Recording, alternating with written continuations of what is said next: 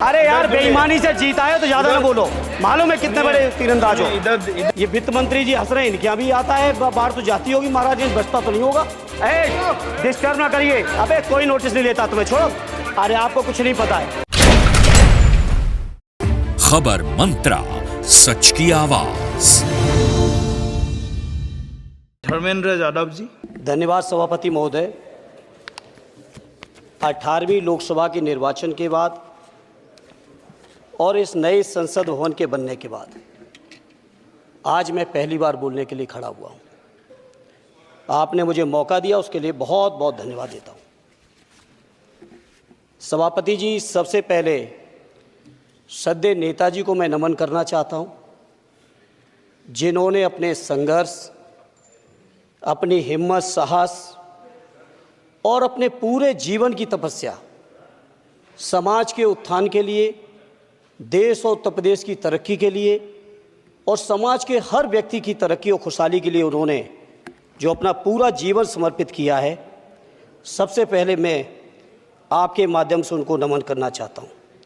माननीय सभापति महोदय, श्रद्धेय नेताजी ने हम लोगों को अपने समाजवादी विरासत में इंसाफ और इंसानियत, न्याय और हक की लड़ाई करना सिखाया है।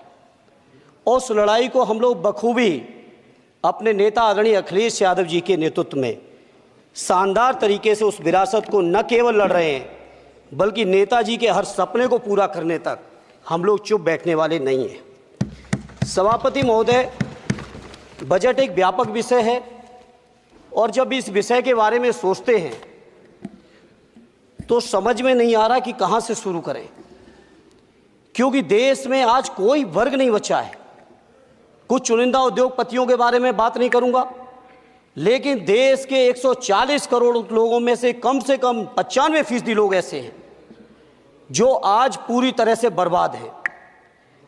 एनडीए की ये सरकार 11वां बजट पेश कर रही है, लेकिन इस 11वें बजट के बावजूद अगर मैं देखता हूं तो समाज की जो गरीबों के लिए सबसे ज़्यादा ज़रूरी चीज़ें हैं, स्वास्थ्य का है तो स्वास्थ्य 2023 और 24 में बजट घटा दिया है। किसानों का बजट जहां यूपीए के सरकार के समय 2014 तक 5.5 था, वहीं 24 आते आते ये 3.15 रह गया है। शिक्षा का बजट जहां 2013 में 4.77 था, आज 23-24 आते आते ये 2.5% रह गया है। इसी तरह से जितनी भी ज़रूरी चीज़ें हैं, सभापति महोदय, मुझे कहने में कोई संकोच नहीं, ये जो बीजेपी की एनडीए की सरकार है, ये सरकार पूरी तरह से गरीब विरोधी, किसान विरोधी, नौजवान विरोधी, बुनकर विरोधी, छात्र विरोधी, दलित विरोधी, पिछड़ा विरोधी, मजदूर विरोधी, जितनी भी अगर उपाधियां दी जाएंगी सभापति महोदय वो कम हैं। और मैं कोई राजनीतिक भाषण नहीं दे रहा हूं, मैं उदाहरण सहित आपको जब नंबर आए तो बोल देना, और हमें पता है आपका नंबर भी नहीं आएगा आपकी पार्टी में, ये भी पता है हमें। सभापति महोदय, श्रद्धेय नेताजी ने हमेशा कहा है कि चुनाव में या जनता के बीच किया हुआ वादा अगर आप पूरा नहीं करते हैं तो वो भी एक सबसे बड़ा भ्रष्टाचार है, और उस भ्रष्टाचार में अगर किसी ने वर्ल्ड रिकॉर्ड बनाया है तो बीजेपी की और एनडीए की सरकार ने बनाया है। सभापति महोदय, 2014 के चुनाव के समय प्रधानमंत्री जी ने वादे किए कि 2 करोड़ रोजगार हर साल मिलेंगे। स्वामीनाथन जी, जिनको भारत रत्न दिया है सरकार को, मैं धन्यवाद देता हूं, लेकिन वो धन्यवाद अधूरा है जब तक उनकी सिफारिशों को नहीं मानते हो। 2007-8 से लगातार मांग चल रही है देश में कि स्वामीनाथन जी की जो सिफारिश है किसानों को 1.5 गुना समर्थन मूल्य देने का, एमएसपी की गारंटी देने का, कानूनी हक और अधिकार देने का, उस गारंटी को आज तक नहीं माना, आज तक नहीं माना, आज तक नहीं माना। स्वामीनाथन जी को आज तक नहीं माना। अध्यक्ष जी, डिस्टर्ब ना करिए। सभापति महोदय, मेरा टाइम इसमें काउंट नहीं होगा। आप इधर। अरे यार, बेईमानी से जीता है तो ज्यादा ना बोलो। मालूम है कितने बड़े तीरंदाज हो। बेईमान हो, बेईमान हो, बेईमान हो, बेईमान हो, बेईमान हो। चलो, स्वामीनाथन जी की आपने नहीं मानी, एमएसपी आपने लागू नहीं की। कितनी बढ़िया बातें कि खाद पे हम सब्सिडी बढ़ा रहे हैं। पहले 50 किलो को 45 किलो, फिर 45 किलो को 40 किलो, और मुझे लगता है कि एक तीसरा कार्यकाल पूरे होते होते केवल 10 ही किलो बचेगा खाद के कट्टे में, इससे ज्यादा नहीं बचेगा। मंडी एक नहीं बनाई, आत्महत्या इतनी कर रहे हैं किसान। और किसान अगर अपनी एमएसपी की मांग करते हैं, हजारों किसान यहीं दिल्ली की सीमा पर मारे जाते हैं, और आप सोचते हो कि आपकी बात को कोई समझेगा नहीं। सभापति महोदय, नौजवानों को कितना गुमराह किया गया। नौजवानों से कह दिया गया हर साल 2 करोड़ रोजगार। मैं आज सवाल पूछता हूं अपने नौजवानों की ओर से, बताएं भारतीय जनता पार्टी के लोग, सरकार में बैठे लोग, 10 साल आपने राज कर लिया है, आखिर 20 करोड़ नौजवानों को रोजगार कहां है? अरे छोड़िए यार, अबे कोई नोटिस नहीं लेता तुम्हें, छोड़ो कोई नोटिस नहीं लेगा तुम्हें। 20 करोड़ नौजवान के रोजगार का हिसाब कहां है? आज 11वें बजट में जब याद आई तो वो भी ट्रेनिंग की बात करते हो। मैं कहना चाहता हूं आईआईएम, आईआईटी के नौजवानों को रोजगार नहीं दे पा रहे हो। आप सोच रहे हो इंटर्नशिप के इस छोटे से सुगूफे से नौजवान खुश होंगे? देश के नौजवान खुश होने वाले नहीं है। सभापति महोदय, शिक्षा के मसले पर लगातार बजट घटाया जा रहा है, लगातार सरकारी शिक्षा कम की जा रही है, और ये बीजेपी की सरकार की लगातार प्रयास है कि नौजवान शिक्षित होंगे तो सवाल पूछेंगे। देश की जेएनयू से लेके, बीएचयू से लेके, एमयू से लेके जितने बड़े संस्थान हैं, सारे संस्थानों को बर्बाद कर दिया है। एक भी दलित, एक भी पिछड़े, कहीं आपका वाइस चांसलर नहीं है। लगातार जितने भी आपके professor, associate professor, assistant professor की नियुक्तियों में आरएसएस का जब तक कोई फंडामेंटल कोर्स नहीं करेगा, बेसिक कोर्स, तब तक उसकी नियुक्ति नहीं होगी। आप क्या सोच रहे हो देश नहीं देख रहा है नौजवान? यूजीसी का बजट लगातार कम किया जा रहा है। मेरा खुला आरोप है इस सरकार पर कि ये सरकार शिक्षा को प्राइवेट करके, शिक्षा को मुट्ठी भर उद्योगपतियों के हाथों में देके, शिक्षा को चुनिंदा लोगों के हाथ में देके, देश के 140 करोड़, जिसमें मैं समझता हूं 90% लोग गरीब हैं, उन गरीबों के हाथों से शिक्षा को छीनने का ये जो आपकी सरकार षड्यंत्र कर रही है, इसके लिए हम लोग इस मौके पे विरोध करते हैं। लगातार फीस बढ़ा रहे हैं, शिक्षकों की कमी है, रोजगार आप दे नहीं पा रहे हो, सामाजिक असमानता। सभापति महोदय, 2014 में जिस समय सरकार बनी थी एनडीए की, उस समय देश की जितनी भी जो आर्थिक चीजें थी, जो वेल्थ थी, उसमें पिछड़ों की हैसियत 17% थी, 17%, और आज 10 साल की एनडीए की सरकार के बाद पिछड़ों की आर्थिक हैसियत हो गई है केवल 9%। मैं कहना चाहता हूं चुनौती के साथ, वित्त मंत्री अपने जवाब में बता दें, अनुसूचित जनजाति का एक भी व्यक्ति देश में अरबपति हो तो बता दो, एक भी अरबपति हो तो बता दो, एक भी दलित को अरबपति आपने बना दिया हो तो बता दो, एक भी पिछड़े को बना दिया हो तो बता दो। आप जवाब में दे देना, आप डेटा दे देना, आप डेटा दे देना, हमारी दबाव नहीं रुकेगी। सभापति महोदय, जब बीजेपी की सरकार, जब बीजेपी के लोग विपक्ष में रहे तो ओपीएस की बातें किए।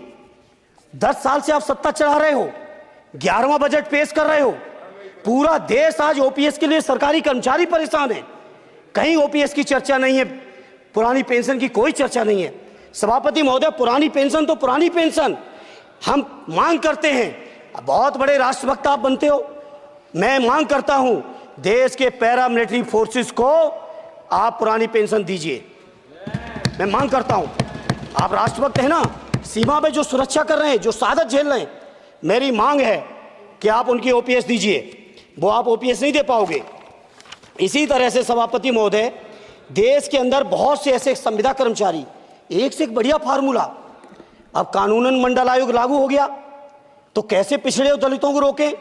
तो संविदा कर्मी की प्राइवेट कंपनी, प्राइवेट आपने आउटसोर्सिंग कर दी।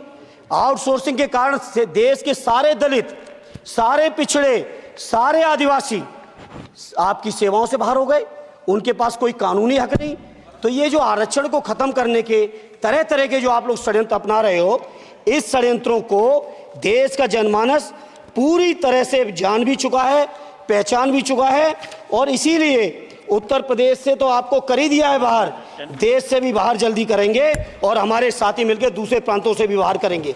इसी तरह सभापति महोदय, हम मांग करते हैं, आप सोचिए, उत्तर प्रदेश अकेले के अंदर, देश के हालात मुझे नहीं पता और बदतर होंगे, अकेले उत्तर प्रदेश में 1000 से ज्यादा शिक्षा मित्र आत्महत्या कर चुके सभापति महोदय।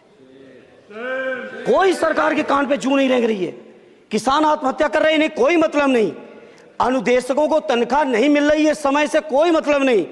आंगनबाड़ी महिलाएं परेशान हैं, इनको कोई मतलब नहीं। सभापति महोदय, आपकी आशा बहुएं, आपकी ये रसोईया महिलाएं, आपकी आंगनबाड़ी, पंचायत सहायक, रोजगार सेवक, मैं समझता हूं सभापति महोदय, यहां बैठे हर सदस्य के पास इनके क्षेत्रों का ये डेलीगेशन जरूर मिलता होगा और मांग करता होगा कि कम से कम हमारा मानदेय बढ़ाया जाए, हमें स्थायी किया जाए। सभापति महोदय, इसके लिए सभापति महोदय, मेरी पार्टी के किसी भी मेंबर से हम नंबर कम कर लेंगे, टाइम, मेरा टाइम बढ़ा दीजिए, बढ़ा दीजिए, कोई भी मेंबर हमारे लिए दे देंगे टाइम, हम लोग। इसलिए सभापति महोदय, इन सभी समस्याओं के लिए मैं आपसे कहना चाहता हूं कि इनका समाधान करिए, और नहीं समाधान करेंगे तो अभी तो बैसाखी पे बन गए, बिहार और आंध्रा को पैकेज देखे फिर देश में कितने राज्यों को पैकेज दे पाओगे। अरे वित्त मंत्री जी, उत्तर प्रदेश से आते हो, इतना भी हक नहीं कि पूरे बजट भाषण में एक बार उत्तर प्रदेश का नाम आ जाता। इतना अयोध्या से नफरत हो गई, अयोध्या से अवधेश जी क्या जीत गए, आप लोगों को इतनी नफरत हो गई कि एक भी उत्तर प्रदेश का एक बार भी नाम नहीं आया सभापति महोदय। इसे मैं आज इस मौके पर सभापति महोदय, देश के गरीबों, किसानों, नौजवानों, व्यापारियों, बुनकरों, सभी की ओर से कहना चाहता हूं, ये बजट देश विरोधी बजट है। कुछ समस्याओं के लिए सभापति महोदय संवेदनशीलता के साथ मैं कहूंगा सरकार को विचार करना चाहिए। श्रद्धेय नेताजी जब रक्षा मंत्री थे, उन्होंने व्यवस्था दी थी कि देश के अंदर जो भी सैनिक शहीद हुए हैं उनको ससम्मान उनके घरों पे जाके राष्ट्रीय सम्मान के साथ उनकी अंत्येष्टि हो। मैं उन्हीं की परंपरा को आगे बढ़ाते हुए एक और मांग करता हूं सभापति महोदय कि जो हमारे शहीद जिनकी अंत्येष्टि स्थल जहां कहीं भी बना हो, जिस भी परंपरा से बना हो, अरे आपको कुछ नहीं पता है, अरे यही तुम्हारे सैनिकों के लिए यही तुम्हारा भाव है। सभापति महोदय, आप बोले सर। सभापति महोदय, मेरा अनुरोध है अग्निवीर की योजना खत्म की जाए। ये 4 साल के सैनिक से देश की उतनी मजबूत रक्षा नहीं हो सकती। नौजवानों को गुमराह करके केवल 4 साल, उन्हें दो ना 60 साल तक रिटायरमेंट, 4 साल बाद वो कहां नौकरी ढूंढेंगे। इसे मेरी मांग है अग्निवीर की योजना खत्म की जाए। साथ ही साथ मेरी एक मांग और है कि जो शहीदों की शहादत स्थल है उसको शहीद स्थल के तौर पर डेवलप करने के लिए केंद्र सरकार को अतिरिक्त बजट देना चाहिए। मैं नहीं समझता हूं इसमें किसी को कोई दिक्कत होनी चाहिए। इसी तरह सभापति महोदय, बातें बहुत लंबी लंबी की जाती हैं, थोड़ा सा मैं अपने क्षेत्र के बारे में कहूँगा। आदरणीय हमारे नेता माननीय राममूर्ति वर्मा जी ने भी कहा है, माननीय लालजी वर्मा जी ने भी, जो बाढ़ की समस्या है, जो समस्या बिहार में है नेपाल से पानी छोड़ने की, वही समस्या उत्तर प्रदेश की भी है। और विशेषकर पूर्वी उत्तर प्रदेश में अगर आप चलिए तो खीरी से शुरू करेंगे, पीलीभीत खीरी से लेके पूरा आप चले जाइए और एकदम कुशीनगर बॉर्डर तक, बिहार बॉर्डर तक पूरी की पूरी समस्या है। घाघरा जब आती है तो मैं समझता हूं इन जिलों के लाखों लोगों को तहस नहस करके चली जाती है। जितना विकास होता है सभापति महोदय, बरसात के समय वो सारा का सारा विकास पूरी तरह से खत्म हो जाता है। इसलिए मेरी मांग है केंद्र की सरकार से कि बजट आप पास कर रहे हो तो कम से कम उत्तर प्रदेश से इतनी नफरत ना करो। 2 बार तो उत्तर प्रदेश की दम पे ही बैठे थे और तब भी ये वित्त मंत्री जी हंस रहे हैं, इनके यहाँ भी आता है बाढ़ तो जाती होगी, महाराज बसता तो नहीं होगा, कुशीनगर बसता नहीं होगा, आपका मऊ बसता नहीं है, आजमगढ़ बसता नहीं, अम्बेडकर नगर बसता नहीं, बहराइच बसता नहीं, खीरी बसता नहीं, श्रावस्ती बसता नहीं, पीलीभीत बसता नहीं, बलिया बसता नहीं है, कुशीनगर बसता नहीं है, गोरखपुर बसता नहीं है। इतने जिले तो हमारे उत्तर प्रदेश के प्रभावित हैं। तो बिहार की तरह से एक विशेष पैकेज हमारे उत्तर प्रदेश के लिए भी दे दो। कम से कम इतना तो कहने की हिम्मत रखो, केवल चीखने के लिए बैठे हैं सबके सब। सभापति महोदय, दूसरा एक मैं बात, हमसे पूर्व जो सांसद रहे हमारे आजमगढ़ के, बड़ी लंबी लंबी बातें की, गोरखपुर से आजमगढ़ होते हुए बनारस तक का हमने रेलवे लाइन स्वीकृत करा दिया। सभापति महोदय, मैंने जब पता किया अधिकारियों से तो सच्चाई ये है कि अभी उस पर एक भी पैसे का बजट का आवंटन नहीं है। नहीं है बजट का आवंटन। हाँ, आज आप ही ने तो पेश किया बजट, आप ही तो साइन किए हो। निर्मला जी ने तो किया नहीं होगा, आप ही ने किया होगा। तो सभापति महोदय, उस पर बजट भी आए, उस पर बजट भी आना चाहिए।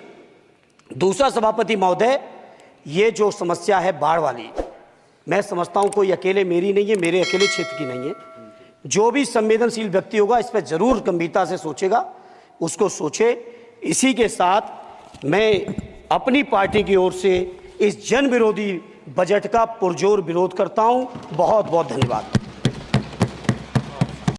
खबर मंत्रा, सच की आवाज।